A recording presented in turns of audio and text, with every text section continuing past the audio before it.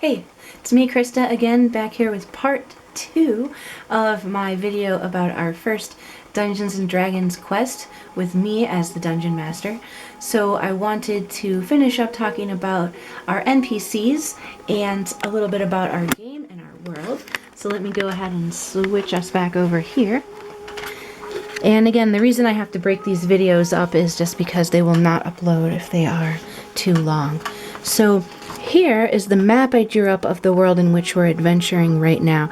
It is somewhat based on the one from the module. I can show that later. But I have changed it up in some key ways. For one, I made this a wetland world. You'll see lots of marshes, some swamp forest, there's a fen here, etc. So I really wanted to go with the wetland theme because I enjoy wetlands, and there's also a lot of great wetland monsters and such. So with this being such a wet place, it's a lot more wildernessy than the module originally intended.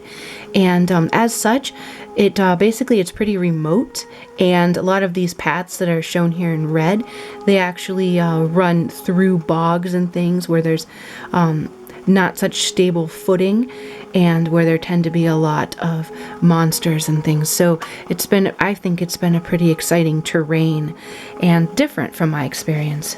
So I was going over our NPCs. We went over our cleric, Fenna Blackwater, and Tussock, her shambling mound companion.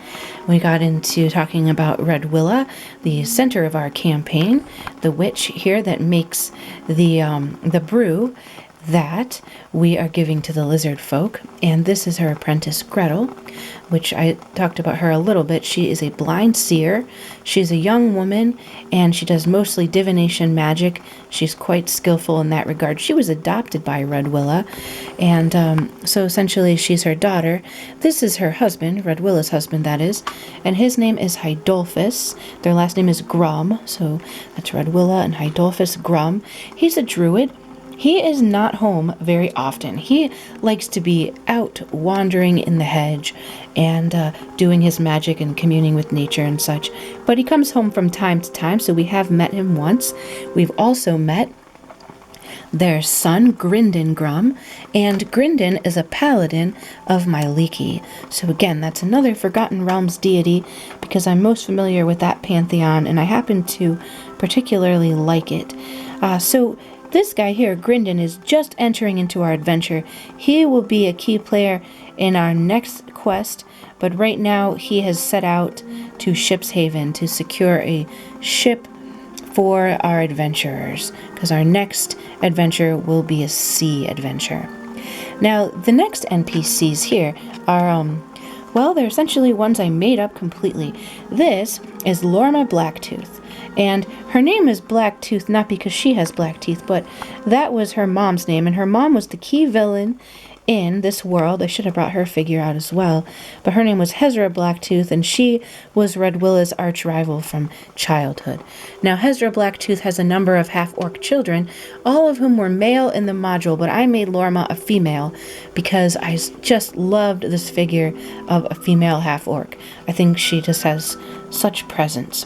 So, one surprising thing that then occurred is that a member of our party, who is played by one of the kids, and actually the kids in our group are phenomenal role players, he decided to marry Lorma, and so they are now married. So she has joined our party.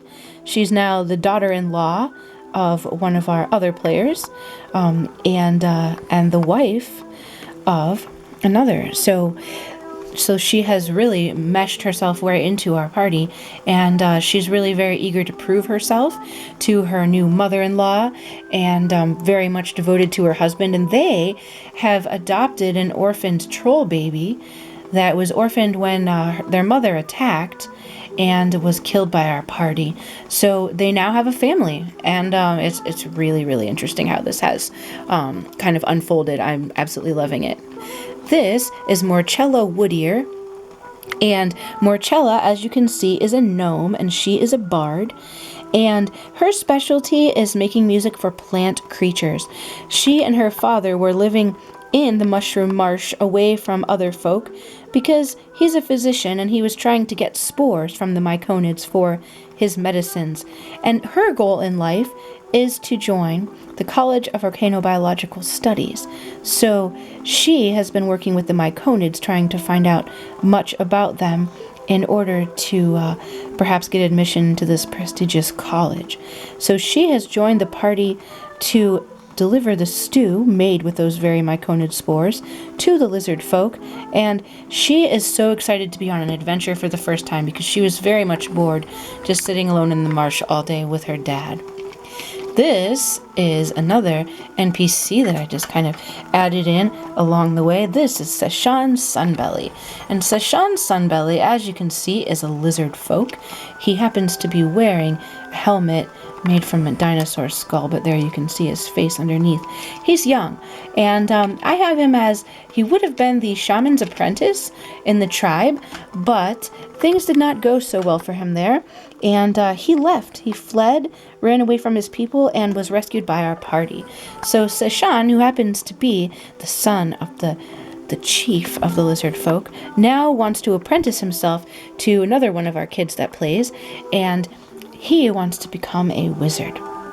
So, those are some of our NPCs. There are several very awesome ones that I have not put over here, but maybe next time I will do so, and I'll tell more about our story. But it's been a super great experience. Again, today we hope to wrap up the first quest and begin our second.